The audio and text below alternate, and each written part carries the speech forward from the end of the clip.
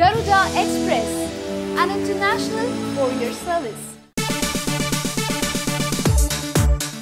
అసలే బాహుబలి బ్రాండింగ్ ఉందేమో తమన్నా తన పారితోషికం విషయంలో అస్సలు కాంప్రమైజ్ కానని చెబుతోందట. దీంతో ఆమె కథానాయికగా తెలుగు, తమిళంలో రీమేక్ చేయాలని చూసిన క్వీన్ చిత్రాన్ని పక్కన పెట్టేశారు. తమన్నా డిమాండ్లు తట్టుకోలేకపోతున్నామని, ఆమె అడిగే పారితోషికానికి అసలు వర్కౌట్ అవ్వదని సదరు నిర్మాత దండం పెట్టేశాడు. క్వీన్ రీమేక్ చేయాలని చాలా కాలంగా చూస్తున్నప్పటికీ హీరోయిన్ ఎవరూ సెట్ కాలేదు.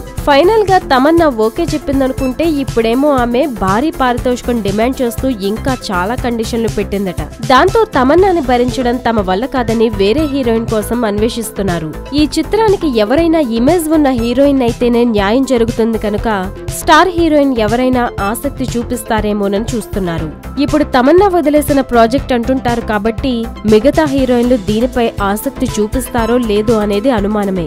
బాలీవుడ్ లో ఘన విజయం సాధించడంతో పాటు కంగనాకు చాలా పేరు తెచ్చిపెట్టిన క్వీన్ ని రీమేక్ చేయడానికి త్రిష, అనుష్క, సమంత తదితరులంతా ఇంట్రెస్ట్ గా ఉందన్నారు కానీ వారెవరితోనూ మెటీరియలైజ్ అవ్వలేదు. తమన్నా కుదిరిందని ఆనందించేలోపు ఆమె చెట్టెక్కి కూర్చుంది. హాయ్ యోయో వ్యూవర్స్, సబ్స్క్రైబ్ చేసేటప్పుడు అక్కడ ఉండే గంట సింబల్ ను ప్రెస్ చేయడం మర్చిపోవద్దు.